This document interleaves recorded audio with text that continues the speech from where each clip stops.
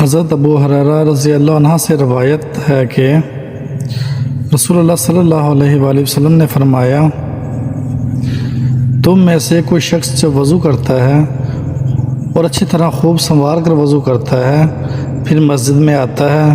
ایسے نماز کے علاوہ کوئی اور مقصد گھر سے نہیں نکلتا،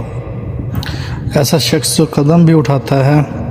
اس کے بدلے اللہ تعالیٰ اس کا ایک اور درجہ بلند فرماتا ہے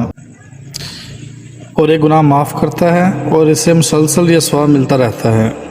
حتیٰ کہ وہ مسجد میں داخل ہو جاتا ہے۔ حضرت ابو ہریرہ رضی اللہ عنہ سے روایت ہے،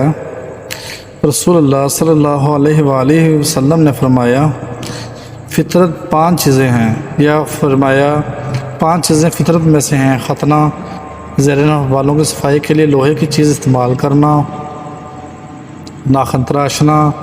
بغلوں کے بال اکھاڑنا اور مونچھیں کاٹنا۔ حضرت ابو سعید خدری رضی اللہ عنہ سے روایت ہے کہ انہوں نے رسول اللہ صلی اللہ علیہ وآلہ وسلم کو یہ فرماتے سنا، کیا میں تمہیں وہ اعمال نہ بتاؤں جن کی وجہ سے اللہ تعالیٰ غلطیاں معاف فرما دیتا ہے اور نیکیوں میں اضافہ فرما دیتا ہے؟ صحابہ نے عرض کیا، کیوں نہیں اللہ کے رسول صلی اللہ علیہ وآلہ وسلم؟ آپ صلی اللہ علیہ وآلہ وسلم نے فرمایا، اس وقت کامل وضو کرنا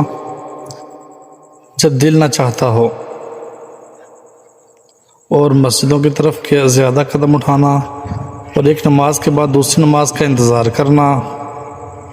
حضرت ابو ہریرہ رضی اللہ عنہ سے روایت ہے کہ نبی کریم صلی اللہ علیہ وآلہ وسلم نے فرمایا، غلطیوں کے کفارے یہ ہیں: اس وقت کامل وضو کرنا جب دل نہ چاہتا ہو، اور مسجدوں کی طرف چلنے کے لیے پاؤں کام میں لانا، اور نماز کے بعد نماز کا انتظار کرنا۔